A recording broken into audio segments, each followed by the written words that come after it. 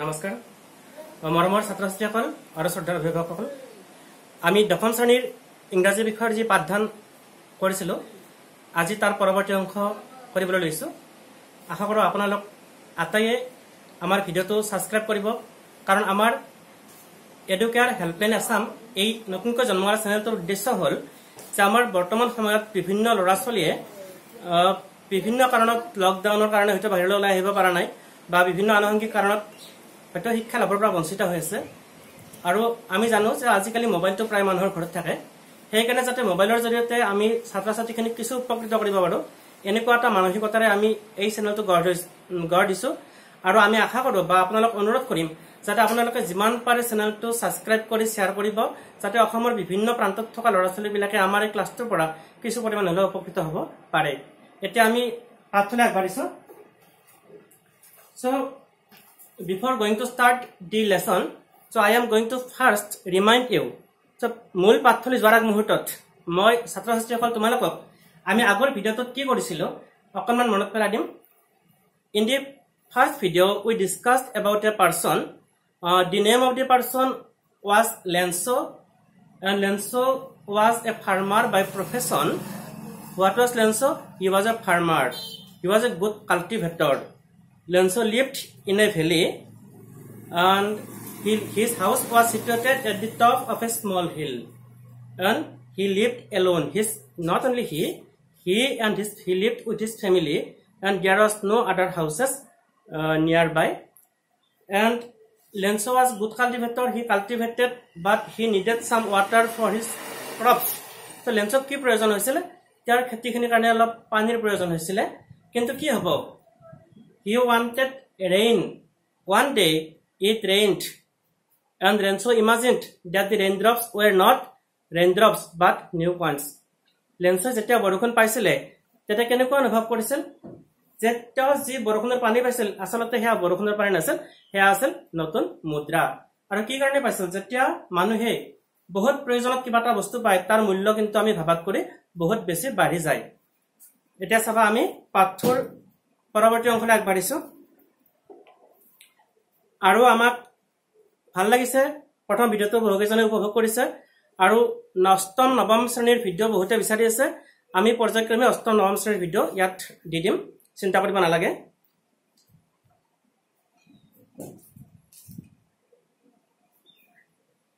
So with a satisfied expression he regarded the field of ripe corn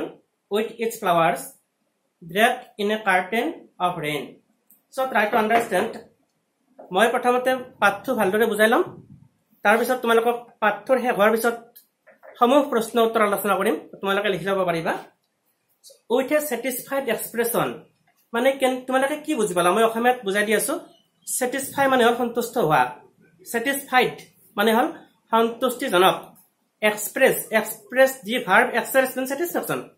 sorry দেই expression হল প্ৰকাশ কৰা আৰু expression তো হল noun form প্ৰকাশ satisfied expression he regarded মানে কি তেখেতে বিবেচনা কৰিছিল the field of ripe corn মানে পকা শস্যৰে ভৰি থকা তেওঁৰ খেতি পথাৰখন with flowers যিবিলাক ফুল লাগিছিল draped মানে হল ঢাকি ধৰা a curtain of rain তাৰ মানে কি হয় চাবা লেন্সই বহুত সন্তুষ্ট হৈছিল আমাৰ সন্তুষ্টি আৰু অসন্তুষ্টি মানুহৰ বেলেগ বেলেগ লেন্সৰ বৰষুণত ইমান সন্তুষ্টি হৈছিল আমাৰ চাবা সন্তুষ্টিটো কেনেকুৱা অৱস্থা হ'ব পাৰে এই যেটো satisfied expression ধৰা তুমি কোনোবা এটা কাজত গলা আমি বহুত মানুহ দেখিছো কোনোবা এটা কাজ খাবলৈ গল তেওঁলোকে কেতিয়াও satisfied নহয় কাজটো হয়তো বহুত ধুনীয়া হৈছে বহুত ভালদৰে হৈছে যদি তোমালোকে সুধা কেনেকুৱা হৈছে মাংস দিছিল বহুত কিন্তু অলপ নিমখ কম হৈছে তাত satisfied expression হয় হয়তো কিছুমান এনেকুৱা মানুহ আছে যে তেওঁলোকৰ খানাটো নিৰামিষ হৈছে কিন্তু যিখিনি হৈছে বৰ ভাল লাগিছে সোৱাদ হৈছে এটো আৰু সন্তুষ্টি আৰু অসন্তুষ্টি ঠিক আছে লেন্সৰ যেতিয়া বৰষুণৰ পানীখিনি পাইছিলে তেওঁৰ খেতিৰ কাৰণে তেওঁৰ যিমান প্ৰয়োজন আছিল তো কি হল তেওঁ বহুত সন্তুষ্ট হৈছিল আৰু এনেকুৱা এটা সন্তুষ্টি প্ৰকাশ কৰি তেখেতে কি কৈছিলে যে আমি চাবা যেতিয়া বৰষুণ হয় টান বৰষুণ হয় তেতিয়া অলপ আতৰত থকা বস্তুবিলাক আমি দেখা নাপাওঁ কিয় দেখা নাপাওঁ যেন বৰষুণে এখন পৰ্দা টানি দিছে ঠিক লেন্সৰ তেনেকুৱা ধৰণৰ এটা ধাৰণা প্ৰকাশ কৰিছে যেন তেওঁ এতিয়া খেতিপথাৰখন দেখা পোৱা নাই কিয় দেখা পোৱা নাই যে বৰষুণে যেন তেওঁক এখন পৰ্দা টানি দিছে তেওঁ আৰু খেতি পথাৰখনৰ মাজত but suddenly a strong wind began to blow and along with the rain very large hailstones began to fall but what happened after some times when it was raining suddenly a strong wind began to blow so an accident I think it is an accident what is accident mane hol ami jitu the event that took take place unexpectedly and can harm us is called accident যিবিলাক ঘটনা আমি আমাৰ অপ্ৰত্যাশিতভাৱে ঘটি যায় বা আমাৰ কিছু পৰিমাণে ক্ষতি হ'ব পাৰে সেইবিলাকক আমি এক্সিডেন্ট বুলি কওঁ এতিয়া এক্সিডেন্ট মানে কেনেকুৱা এক্সিডেন্ট হৈ গ'ল suddenly a strong wind began to blow এটা strong wind মানে জোৰেৰে বতাহ বলিবলৈ ধৰিছিল and along with মানে লগত বা হৈতে the rain very large hailstones began to fall sometimes we see some stones fall from the sky what is the stone এই stone কি এটো আমি জিবিলাক হিল বুলি কওঁ আমাৰ বৰখনৰ লগত জিবিলাক হিল পৰে অৰ্থাৎ বৰখন যাক ধুনিয়াকে আহি আছিল লেন্সত খুব স্যাটিসফাইড হৈ আছিল হঠাৎ কি হল এজাক টান বতাহ আহিলে আৰু বতাহৰ লগত ডাঙৰ ডাঙৰ হিল পৰিব ধৰিছিল this truly did resemble new silver coins so at first Lenzo was not unhappy to see the hailstone and he imagined that the hailstones were like silver coins তেওঁ বৰখনৰ টপালখিনি প্ৰথমতে কি হৈছিল যে এয়া বৰখনৰ টপাল নহয় আকাশৰ পৰা পৰা পইচা তাৰ পিছত কি হল লেন্সই যেতিয়া বৰখনত হিল পৰিব ধৰিছিল তেতিয়া আকৌ কল্পনা কৰিলে যে এইবিলাকো হিল নহয় এইবিলাক হল ৰূপৰ মুদ্ৰা আমাৰ সভা যেতিয়া আমি পুৰণি কালত আমাৰ ককা আইতা হতৰ দিনত যে পইচাবিলাক কিছুমান মূল্যবান ধাতু যেনেকে সোণ বা ৰূপেৰে বনোৱা হৈছিল আৰু সোণ ৰূপৰ ধাতুবিলাক কেনেকুৱা হ'ব পইচাবিলাক দেখিবলৈ নিশ্চয় চকচকীয়া হ'ব অৰ্থাৎ বৰখনত যিবিলাক হিল পৰিছিল এই হিলবিলাক কেনেকুৱা আছিল বৰ ধুনিয়া আছিল চকচকীয়া আছিল আৰু লেন্সৰ তেতিয়া মানে ভাবিছিল যে এইবিলাক বৰখনত পৰা হিল নহয় এইবিলাক হল ৰূপৰ মুদ্ৰা The boys exposing themselves to the rain ran out to collect the frozen pearls. Pearl মানে মুকুতা frozen মানে গোটমৰা তাৰ লেন্সৰ যিজন লৰা আছিল তেওঁলোকে কি হৈছিল ওলাই গৈছিল ran out in the rain expose মানে প্ৰদৰ্শন কৰা কি প্ৰদৰ্শন কৰিছে অৰ্থাৎ সিহঁতে শৰীৰ কেটা গৰম লাগিছে হয়তো চলাতলা খুলি দিছে খুলি দৌৰি গৈছে কিহৰ কাৰণে to collect the frozen pearls এই গোটমৰা মুকুতা কেটা অৰ্থাৎ মুকুতা কেটা কি বস্তু এই বৰখনত যে হিল পৰিছে লেন্সৰ হয়তো ৰূপৰ মুদ্ৰা বুলি কৈছে লৰাকেইটাৰ মনত হয়তো হেকেটাই পাৰ্ল বা অৰ্থাৎ মুকুতাৰ লগত তুলনা কৰিছে It's really getting bad now exclaimed the man I hope it passes quickly it did not pass quickly so at first Lenzo thought that though it started raining the rain would stop within a very small period of time. Lenzo ভাবিছিল যদিও বৰষুণ পৰিছিল বা ধুমুহা আহিছিল বা hill পৰিছিল কিছু সময়ৰ পিছত হি হাম কাটি যাব কিন্তু এই ধুমুহা বা বৰষুণ কম সময়ৰ ভিতৰত হাম কটা নাছিল The rain did not stop or the hail did not stop within a limited period of time. For an hour the hail rained on the house. The hail rained on the house for an hour. So, how long did the rain continue? The rain continued for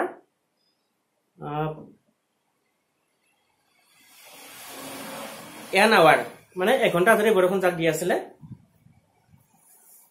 on the house, the garden, the hillside, the cornfield, on the whole valley. এটা বৰষুণ বাগিচাত দিছে ঘৰত দিছে তেনেকুৱা বৰষুণ ভাগে ভাগে দিব নেকি দিলে সকলোতে দিব লাষ্টত কৈছে যে on the whole valley অৰ্থাৎ গোটেই উপত্যকাটোতে 1 ঘন্টা ধৰি বৰষুণ দি আছিল The field was white as if covered with salt. So what happened when it rained for an hour? What happened? The field means the Lenzo's cornfield was covered with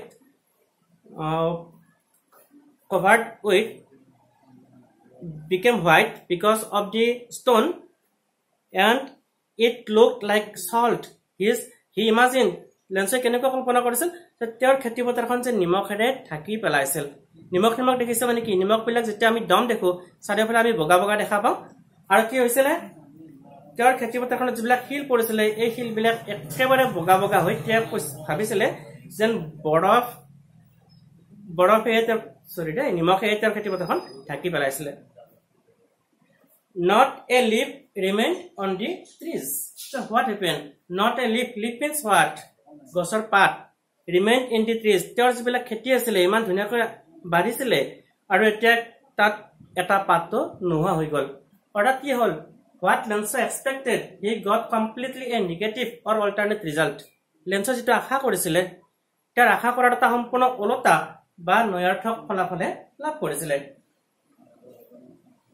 Deep corn was totally destroyed. Deep corn means his corn. His শস্যখিনি totally destroyed. Totally means completely. অর্থাৎ সম্পূৰ্ণৰূপে destroyed মানে ধ্বংস হৈ গৈছিলে. Deep flowers were gone from the plants. So in the very first paragraph we found that there were flowers in the plants and now the flowers have fallen and it had gone from the plants. গছৰ পৰা ফুল বিলাক সৰি পৰি গল পাত বিলাক সৰি পৰি গল ফুল বিলাক সৰি পৰি গল Lenso's soul was filled with sadness so what happened Lenso's soul মানে কি তেওঁৰ মন যেটা আত্মা filled with মানে ভৰি পৰিছিল sadness মানে হল দুখেৰে এতিয়া লেন্সৰ ভাল লাগিব মানে বেয়া লাগিব তেওঁ ইমান আশা কৰিছিল খেতিখিনিৰ কাৰণে বৰষুণ কামনা কৰিছিল বৰষুণ আহিল বৰষুণ আহাৰ সময়ত খুবেই ভাল লাগিল তো পিছত কি হল সেই বৰষুণ চাকে পিছত তেওঁৰ খেতিখিনি কিন্তু সম্পূৰ্ণ ধ্বংস কৰি পেলালে আৰু এই কাৰ্যটোৱে লেন্সৰ মনত it gave him much grief তাক বহুত দুখ দিছিলে তেওঁৰ অন্তৰত when the storm deep flowers were gone when the storm had passed he stood in the middle of the field and said to his sons a plague of locusts would have left that more than this. So after the rain had stopped, so Lenso came to his cornfield and he stood in the middle and then he told to his sons. Lenso যেতিয়া বৰষুণ শেষ হৈছিল খেতি পথাৰখনৰ মাজলৈ গৈ তাত থিয় হৈছিল আৰু তেওঁ লৰাকেইটাক উদ্দেশ্যে কৈছিল কি কৈছিল a plague of locusts. So what is locust? So locusts are some insects which came in group and they destroy the corn. শস্য নষ্ট কৰিবলৈ অহা কিছুমান জাক পাতি অহা কিছুমান কীট পতংগ এই locust আৰু what is plague? Plague is actually a disease but ইয়াতে disease বুলি কোৱা নাই এনে plague এটা বেমাৰ আছে কিন্তু plague of locust বুলি ক'লে locust কীট পতংগই যি নষ্ট কৰে তাৰ কথাই বুজা হৈছে would have left more than this অৰ্থাৎ লেন্সো এতিয়া এনেকুৱা ধৰণে কৈছে যে যদি তেওঁৰ খেতি পথাৰখন লকাষ্ট নামৰ পতংগটোক আহিলেহেঁতেন বা নষ্ট কৰিলেহেঁতেন সিহঁতে গোটেইখিনি নষ্ট নকৰি কিবা অলপ তেওঁৰ কাৰণে এৰি থৈ গ'লেহেঁতেন the hail has left nothing এইটো শিলাবৃষ্টিয়ে তেওঁৰ কাৰণে কিন্তু একো নেৰিলে you understand this year we will have no' corn এই বছৰটোত আমি আৰু কোনো ধৰণৰ শস্য নাপাম লেন্সত thought that they would get no corn no food for that year that night was a sorrowful one that night means the night when it rained was a sorrowful আমি যেতিয়া দুখৰ ৰাতি আহে বিখাৰৰ ৰাতি আহে আমি শান্তিত হ'ব পাৰো জানো আমাৰ টোপনি নাহে all our work for nothing all our work মানে আমি যিমানখিনি কষ্ট কৰিলো for nothing মানে কোনো কামত নাহিল অৰ্থাৎ অথলে গ'ল There's no one who can help us. So তেওঁলোক দুখীয়া মানুহ তেওঁলোকক কোনে সহায় কৰিব They had no one to help them. We will all go hungry this year. Lenso thought that they would have to remain in hunger for that year. অৰ্থাৎ আমি গোটেই ৰাতি কি কৰিব লাগিব আমি গোটেই বছৰটো ৰাতি নহয় গোটেই বছৰটো আমি লগনত থাকিব লাগিব বা ভোকত থাকিব লাগিব বুলি ভাবিছিল আৰু এইখিনিতে পাৰ্ট 1 টো আমাৰ হে হ'ল মই পাৰ্ট 2 খিনি লগতে কন্টিনিউ কৰি গৈছো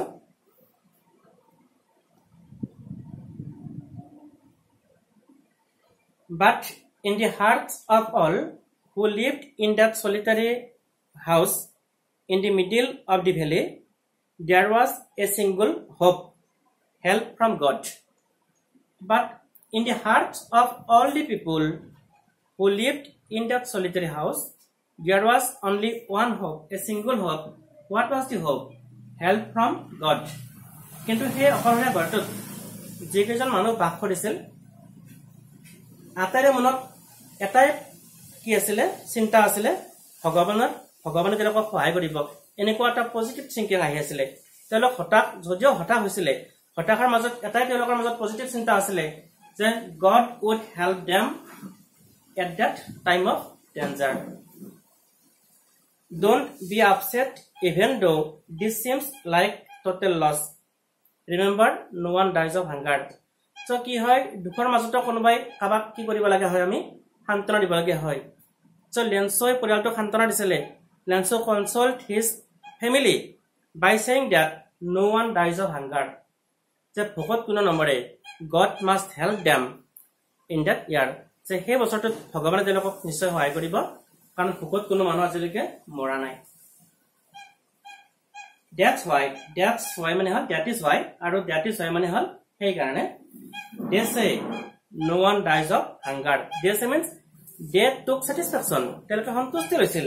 যে ভোকত কোনো মানুহ মৰি নাযায় all through the night Lancelot thought only of his one hope, the help of God, whose eyes, as he had been instructed, see everything, even what is deep in one's conscience. So, in Lancelot's conscience, deep conscience, there is to go. Vir Vivek ase. They bhabisil that God must help them. Lancelot ontorot to Godes than paisile, beleke kotha eponai. Lancelot was an ox of a man, working like an animal in the fields, but still he knew how to write. So here there is an important thing. So Lancelot was an ox of a man. So what is ox? Ox we know the opposite gender of cow. Cow opposite gender of ox. Ox মানে যেটা আমাৰ মোটা গৰু, বলদ গৰু বা হাড় গৰু। So বলদ গৰুৱে কি কৰে আমি মানে পথাৰত যেতিয়া খেতি কৰে আমাৰ খেতিয়ক বিলাকে আমাৰ বলদ গৰুৰে মাটিখিনি চহাই বা মৰণা মাৰে গাড়ীৰে বস্তু কঢ়িয়াই বিভিন্ন কাম কৰে অৰ্থাৎ বলদ গৰুবিলাকক আমি বিভিন্ন কামত নিয়োগ কৰো হয়তো আজিকালি তাৰ প্ৰভাৱটো কমিছে লেন্সক কি কৈছিলে সে হাড় গৰুৰ নিচিনা মানুহ বুলি কৈছিলে was an ox of man মানে কম্পাৰিজনটো কেনেকুৱা কৰা হৈছে কি ক্ষেত্ৰত কৰা হৈছে